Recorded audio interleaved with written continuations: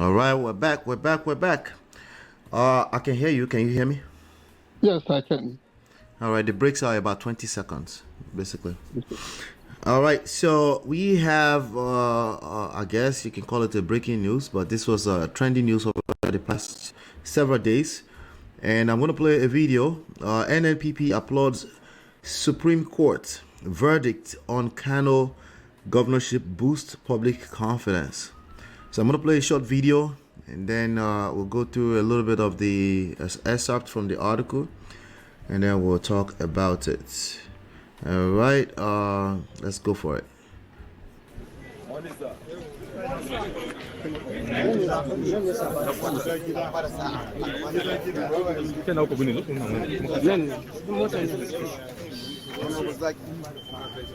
Okay, what it looks like what we're watching is I think they might be coming out of governorship appeals. Kano governor orders arrive Supreme Court. This was when they were arriving at the Supreme Court, essentially. So there's not much they're saying here. I'm just going to mute that, and I'm going to read this article from Leadership NG. Supreme Court verdict on Kano governorship election restored people confidence in judiciary. All right.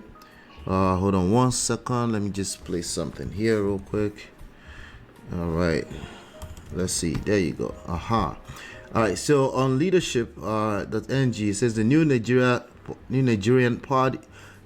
People's Party (NNPP) leaders and stakeholders in Ekiti State have hailed the Supreme Court's affirmation of Governor Abba Yusuf's victory in the 2023 Kano State governorship election. They said the apex court judgment, which dismissed the earlier verdicts of the tribunal and the appeals court on the case, has restored people's confidence in the judiciary. Excuse me. A statement by a leader of the party in the state, Honorable Motunde Fajuyi, on Saturday described as overwhelming. Motunde Fajuyi. Yeah, got that. Motunde Fajuyi on Saturday described as overwhelming the victory of Governor Abba Yusuf during the 2023 election, saying that the Supreme Court has proved that the people's mandate freely given to the NNPP at the poll could not be stolen. The judiciary, she said, has demonstrated once again to protect the nation's democracy from being hijacked by anti-democratic forces who were rejected by the people at the poll. The statement reads, no doubt, the reverberating and spontaneous celebrations on the streets of Kano and major towns in the state following the judgment of the Supreme Court affirming the overwhelming victory of our party and Governor Abba Yusuf were testament to the popularity and acceptance of NNPP in the state. By the judgment, the Supreme Court has shown to the whole world to be above board and that they remain the last hope of the common man. So tell us what is going on with this case. Yes. Go for it. Yeah, this is one matter that took the Nigerian country right to the cliff. And when everybody was condemning the sing song that was all over the place, that the judiciary, all eyes on the judiciary. This is one case in which public opinion interplayed with points of law, the Electoral Act in Nigeria, to save the day. Let me join millions of other well-wishers across the world to congratulate them, Governor Abba Yusuf of a New Nigerian People's Party, NNPP, for surviving the hurricane that had been deployed by the ruling party in Nigeria. I think the ruling party, particularly the former governor of Kano State, Gandoje, must have been advised, must have been counseled that this stunt you are trying to pull may be what would lead to a major conflagration. You know, things get done down south. And because of the feeling of what the North is, that northern part of Nigeria, that you can, consider the case of the NSAS massacre at the Lekki Toll Gate in Lagos. If that had happened up north in Nigeria, we probably would be talking of something else now. Because these are people who will move in millions. It does not matter the number, what's it called? The amount of pellets, bullets you want to discharge to repel them. They will be massing against you, right on you. So there is that thing that when they are involved in any mass movement situation, pushing back on the government of Nigeria, it is a totally different ballgame. And that was what would have happened. That was what would have consumed this republic if, against popular votes, the APC had put through the judiciary an attempt at snatching that state from the Kwakwanso led coalition that is known as NNPP that produced Abba Yusuf as the governor. So you saw people coming out, not only through social media, right on the streets of Kano, telling them, we own this democracy, we own this process, you want to take it from us, then you want to take everybody in this state down. Governor Abba Yusuf, upon assumption of office, remember, had made certain moves, including having to demolish buildings belonging to, which that administration alleged were illegitimately, unlawfully taken over by people in the previous APC government, the preceding administration. So they were making sure they were trying to roll back on all those legacies, and then they started demolition, and people went to court. I think there was even a situation in which a court ruled that compensation totaling about 4 billion naira or more should be paid to people that were affected. So maybe the promptness of the government, this new administration, actually assisted in making sure that those compensations were paid. But beyond that, the brazen attempt at reversing what teeming number of electors in that state, what they decided in March, trying to roll back the gains of that democratic experience, the balloting process. Sparked concern in so many people. So the fact that the judiciary was able to quash the ruling of the Court of First Instance, the appellate court, should be celebrated. But not because of the symbolism of that victory in court itself, but because of the fact that this would have led to a major political upheaval for Nigeria. So it therefore means that Nigeria knows how to reinvent itself. Nobody can give up completely on the judiciary in Nigeria. Yet questions will still be asked, particularly the Mr. Justice Okoro that delivered the lead judgment there. Questions will still be asked on their suitability, on their integrity, their credibility, especially with previous rulings concerning elections and what looks like a takeover by, a tsunami takeover, kind of takeover by the ruling party in Nigeria. The concern has been that Nigeria should not slide into a one-party dictatorship. So the same thing the same thing that applied in the ruling in Kano is what can be said of the ruling on the Plateau, the Plateau state. Plateau. Okay, so let me before you go into Plateau, right? There's a fresh updated news indexed by Google from Punch News from about 2 hours ago. I want to see if there's I don't know if that might be something of interest. Tinubu shunned Ganduje's pressure to influence Supreme Court judgment. Kano governor. The Kano State Governor Abba Yusuf has hailed President Bola Tinubu and Vice President Kashim for not succumbing to alleged pressure to influence the decision of the Supreme Court in the Kano governorship election. I think you were kind of alluding to that. In a nutshell, you see, I touched on that in my in my earlier comment. Yeah. The truth of the matter is that you would not expect somebody like Gandoje, you know, people also have a way of parodying his name, you know, you know, all those things they say about him, like having to stop money, like kickbacks, what have you, from contractors, expatriate contractors for that matter, that kind of shameful conduct, you know, what that portrays about Nigerian leaders and the Nigerian nation.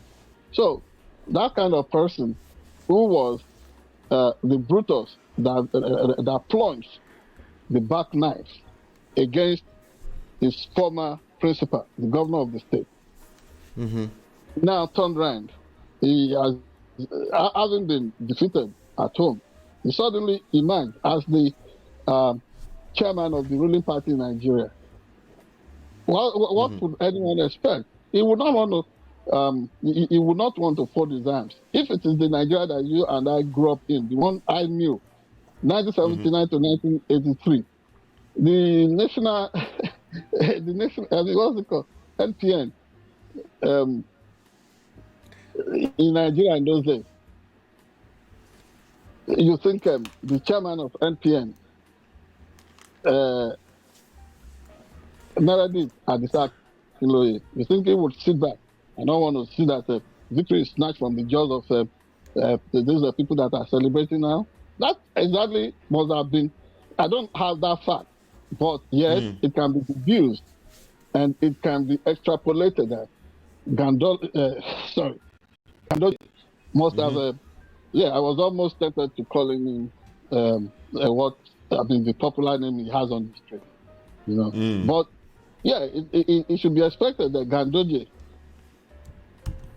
not playing the Mumu card, we want to be proactive in making sure that unorthodox means was discharged to quash the victory of NNPP. But like I told you, if it had happened, you know, Gandoje deployed certain underhand tactics against Kwakwaso in those days, including your hands is blocking the camera. Put your hands on. Yeah. Okay. Including attempting to he virtually exiled Kwakwaso from the state. So all those things would be counting in his calculation. How do they continue to? I mean, would he and his court, his fellow travelers in APC, what would they do now to stop this tsunami move from Kwakwaso's group? So it is expected, and I touched on that earlier. So you did. Kudos to the minders of the system who ensured that no undue influence peddling swayed the victory given willingly by Nigerian voters. All right, great. Let's talk about Plateau governorship. The drama with the Plateau governorship. Something about Supreme Court also reversing what's his name, Mustwang's sack. There's a report here on Channels TV. Let me just read that really quickly. Supreme Court reverses sack of Mufwang as Plateau governor. Mufwang of the PDP, People's Democratic Party, scored 525,299 votes to beat the APC All Progressive Congress candidate Nentawe Yilwada, who garnered 481,370 votes during the 18 March governorship poll in Plateau. The Supreme Court has reversed the sack of Caleb Mufwang, affirming him as governor of Plateau State. Do you want me to continue reading, or you want to just No, give your it's remarks? okay. Governor Caleb Mufwang also escaped the the sword of Damocles there. The deal is that everybody knew Plateau is a major stakeholder when it comes to the emergence of PDP as a political phenomenon, as a political party in the last since 1998. Remember, the former governor of the state, the late Mr. Solomon La, was a man that was championing the cause of the G16, alongside people like late Chibolage. Chibolage actually drafted the constitutions of most of the political parties, especially the three leading ones in those days: PDP, AD, APP. You know, it was a matter of soul searching for progressive politicians in those days until everybody find a convenient place to nest. So, Plateau will not easily fall. Another place that looks like that in north-central Nigeria is Benue. You know, these are places where the PDP has done so well in holding its ground. I remember in the days of late Senator Ibrahim Mantu, a prominent political gladiator from from Plateau State. Those people worked so strongly to make sure that the policies of the PDP is secured. So, culminating in last year's governorship election in the state, all the upheavals created by Atiku versus Nyesom Wike's face-off actually did so much in determining where things finally, where the pendulum finally had to rest. So, if I believed from the sentiments being expressed, and you know the average Plateau person, look at the waves of killings going on, targeted killings going on against them in recent times. Yet, we find them unshaken, we find them so unflagging in their resolve to exist as a people. That is a state where you have more than 52 sub-ethnic nationalities, the Birom, the Lankang, and so on and so forth. Good people. And they have done so well in influencing the course of Nigerian history, whether in the military or on the political landscape. So if these people had pulled through what they wanted to do, snatch that state, reverse victory, and if they had given it to APC, you will find a serious storm there that would be so difficult to stop. So are you saying they were that good that they were patiently waiting for the Supreme Court? Is that what you're saying? They were not even patiently waiting. There were waves of protest all along. Really? Yes, challenging the earlier rulings from the lower court. Remember what they were saying? They were questioning the fact of the membership of Governor Caleb and some of his political supporters, if that was properly done through the primaries of the PDP. And the law, it's strike law that through the Electoral Act in Nigeria, those things were pre-election matters. They were internal political party matters. Yes, all of us crave for strong internal democracy in Nigeria, intra-party democracy in Nigeria. But in this case, if those things were not firmly addressed before the parties went to meet on the field on verdict day, you let that rest. You should allow it to rest. So, PDP won there, and then APC was trying to reverse it. Look at the way they were snatching victory from members of House of Reps Senate, it was so worrisome. It was a gale. It was an avalanche. But thank God, that tide has now been stemmed by the ruling that emerged from the Supreme Court. So it's so similar to that of Kano State. And so, for once, the peace that has been won during that election can be secured now and enjoyed by everybody. Let whoever has won in this process, let him enjoy a united and concerted support from everyone across the state. And they must not govern like governors of political parties. They must govern as statesmen. Their influence will be felt by everybody in a multi-partisan way. Yes. Got it. All right. We'll continue to cover whatever comes of or any new developments around that, of course. But I guess congratulations for Kano, Plateau. You also mentioned Lagos State was also involved in some of that. Oh, right? Yes. In the case of Lagos State, it was a situation in which Governor Sanwo-Olu was revalidated as the governor of the state. As against who?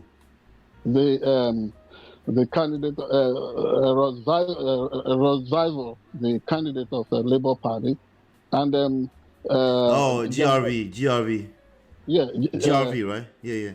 Yes, Jando too of People's Democratic Party. Of PDP. Okay. Challenged the victory there. So in the final analysis, Sanwo-Olu has been able to continue survive. Yeah, has been able to survive the judicial challenge to his electoral victory.